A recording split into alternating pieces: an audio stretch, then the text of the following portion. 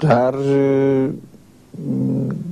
دوران مصدق، دکتر مصدق و اینکه ایران رو یعنی فرار کرد از ایران، محمد رضا فرار کرد،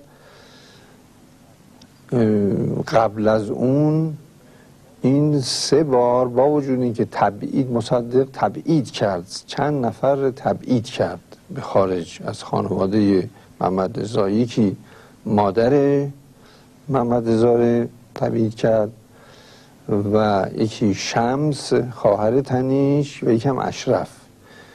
منظور اون دوتا که نبودن، اون دوتا شمس که اهل این صحبت ها نبود و متوجه هم نبود.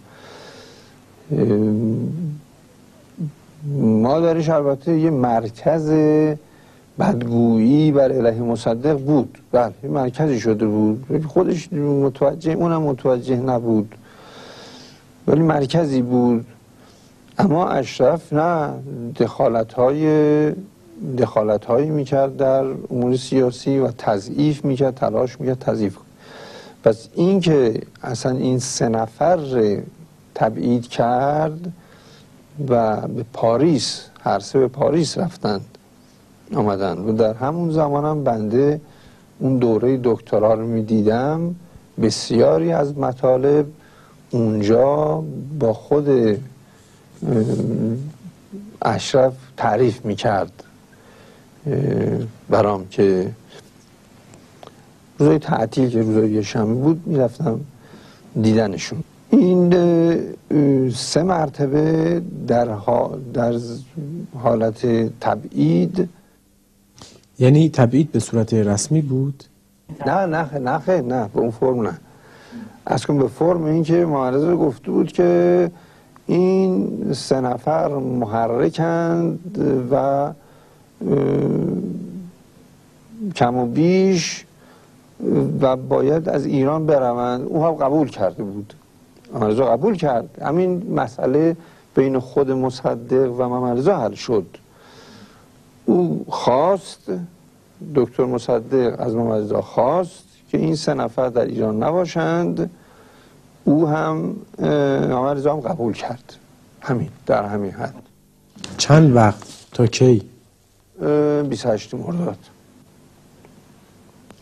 ولی این اشرف در همین وضعیت، همون فردی که نمی بایست برای خاطر همین این اون 2 نفر را هم روانه کرده بود، مصدق گفت اینا هم بروند، این 3 بار آمد به ایران. خب در فرودگاه میفهمیدن، گزارش میدادن به مصدق که این آمده و اونجا جار و جنجال را مینداخت که اومدم برادرم ببینم و این چه وضعیتی سو فرهان. به هر حال اینجا ما نمیفهمیدیم که این وقت میاد اونجا تعریف میکرد. گفتم خب اگه مصدق نمیخواست که از همونجا برات میگردوند. خب پس اینجا یه موافقت، نمیگم موافقت، یعنی گذشت ضمنی از طرف دکتر مصدق بود، چون توانست هر 3 دفعه بیاد و 20 روز، حدود 20 روز در تهران موند و هر بار هم اون طراحی جمعیت ها رو خودش درست میکرد.